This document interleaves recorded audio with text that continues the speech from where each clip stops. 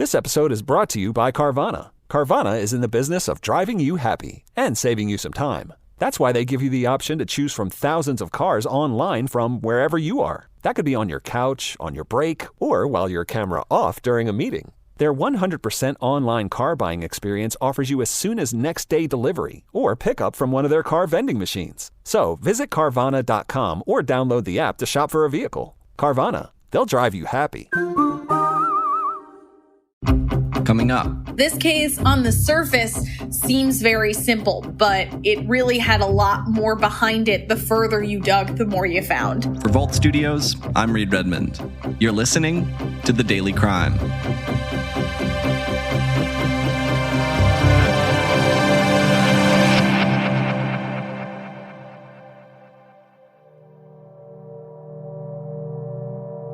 It's been nearly a decade since 20-year-old Katie Lavender was found dead in her apartment in Hot Springs, Arkansas. Just over 9 years ago, Katie Lavender's mother got a knock on the door with news that no parent could ever imagine receiving. Her daughter had been killed. Despite a few early leads, the case went cold. But detectives now say they have new evidence. What does it feel like to you to see that face? No, that's the person you're looking for. It's frustrating. Yeah. It's very frustrating. That's the person who I need. Every time you think about her, it comes all back. Do you think about her a lot? Yeah, I do.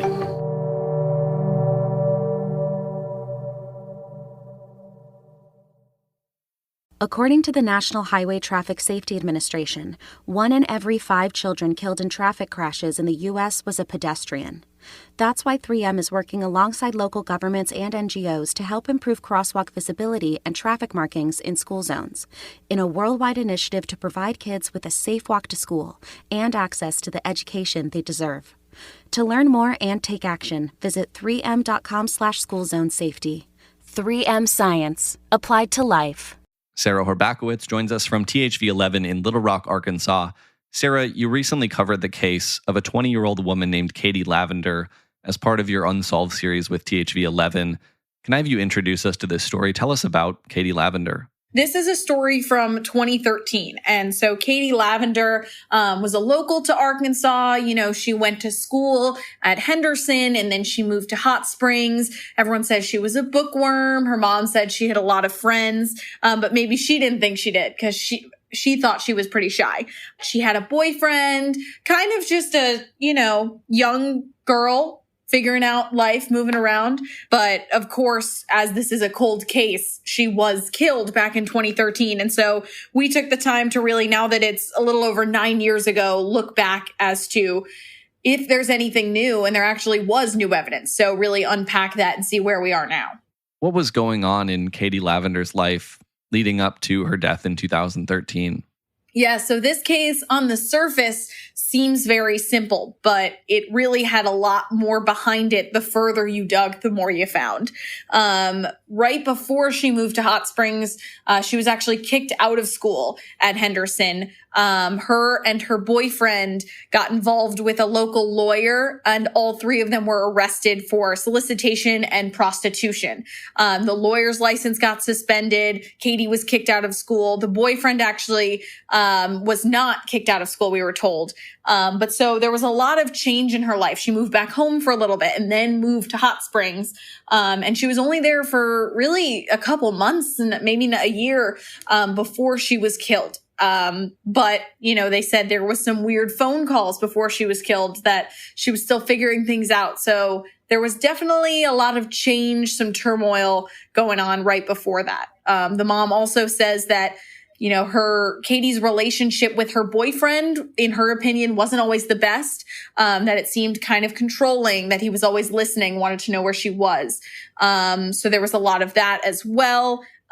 Just kind of looking in different things. I mean, it was racing season, and she lived right down the street from Oaklawn. So there was a lot of different people walking around, a lot of tourists. So detectives had a lot of different paths to follow, and still didn't come up with a strong, this is who we think it is.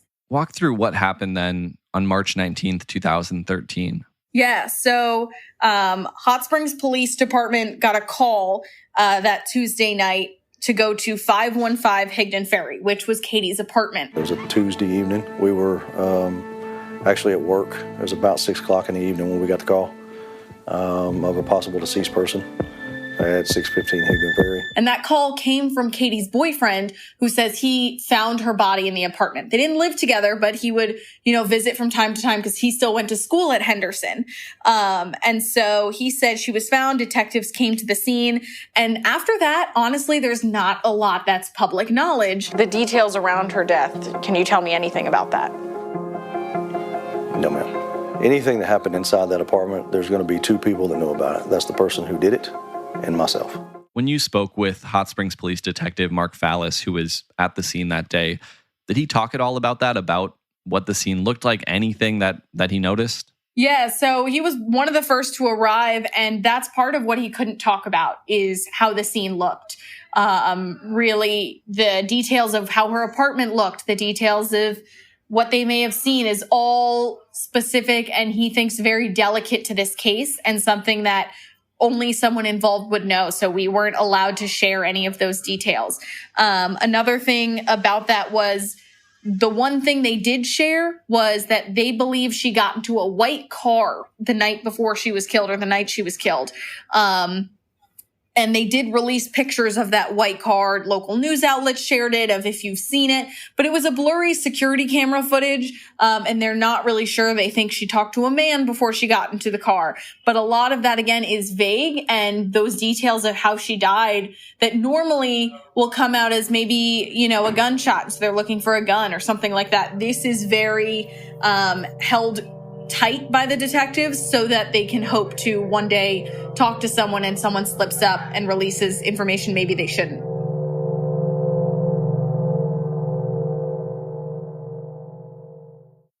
Why choose proven quality sleep from Sleep Number? Because our Sleep Number 360 smart bed is really smart. It senses your movement and automatically adjusts to help keep you both comfortable. Plus, it's temperature balancing so you stay cool. It's even smart enough to know exactly how long, how well, and when you slept, and to help you get almost 30 minutes more restful sleep per night.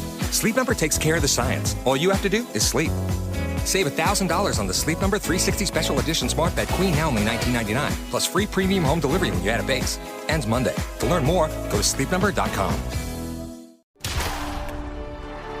Baseball. America's game. One of the most dramatic moments in the history of sports. It's about connection. Lynch makes the catch up against the wall. And now, with Apple TV Plus, Friday Night Baseball comes home. Is this happening? It is. Friday Night Baseball, streaming on Apple TV Plus. One of the quotes that stood out to me in your reporting on this, Detective Fallis told you everyone's a suspect in these kinds of cases.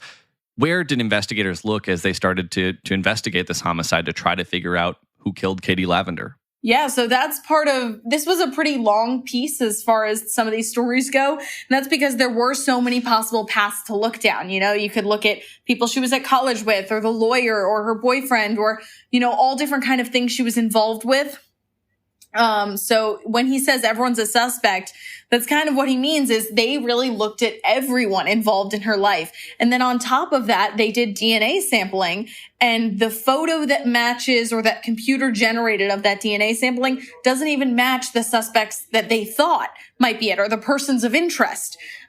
So when he says everyone, there's people that they don't even know are a suspect right now because they see this face, but they don't know who it belongs to. Talk about that new evidence. What are the latest developments in this case?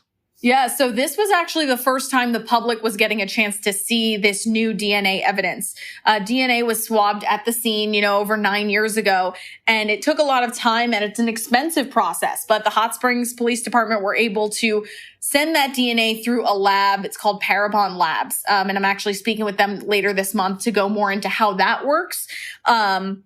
but they were able to come up with a picture of what the person with that DNA would likely look like at the age of 25. So they don't know how old this person was, but the DNA will come up with a composite image of what they think the person would look like then. And so now they have this face that I think it was 93% confidence is a Latino man. And that didn't match the other descriptions of people they've spoken to. And it had some other characteristics on there. But when I showed that photo to Katie's mom also didn't really recognize him. She said maybe it was a friend one time. Maybe she's seen him around, but she wasn't really too sure. What else are police doing now to try to figure out that man's identity? Yeah, so you can actually, the lab offers the ability to look at the DNA even further and come up with possible, the lab offers the ability to look at the DNA further and come up with possible relatives as well. Now, some of them are long shots. Some of them are, way down the line. And that is pretty expensive. They do have some of those, but none of them seemed close enough where it would be of any help. But that is something they're looking into. It does cost more money to look further into that. So that definitely is, they said, one of the roadblocks right now. The detective said to me, if people have deep pockets that are listening and want to see what happens, they're willing to accept that from the public. But they're looking right now with this new information to see if anything comes up, and then looking to maybe go deeper in the future. Katie's mother is now offering a $1,000 reward of her own money. What did she tell you about her push for answers now 9 years after her daughter's death? Yeah, so when I first reached out to Katie's mom to talk about this case, it's always hard to call families and ask to talk about someone they've lost. But she actually also lost her husband last month. So when I spoke with her, it was from a really deep place of she is going through a lot of grief, a lot of hurt, and now two important people from her life are gone. And she and her husband, when he was alive, both really want answers. She said she thinks about Katie a lot. She emailed me while I was working on this some of Katie's poetry, favorite things she liked to do, some pictures. And it's any mom, talking about their daughter that they've lost. It's just unimaginable pain.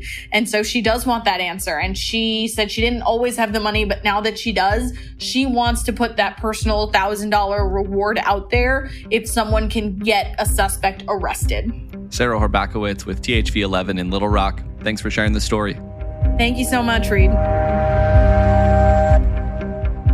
And as always, thank you for listening to this episode of The Daily Crime. We're here with a new one every day of the week, Monday through Friday, so make sure you're subscribed to or following The Daily Crime wherever it is you're listening right now.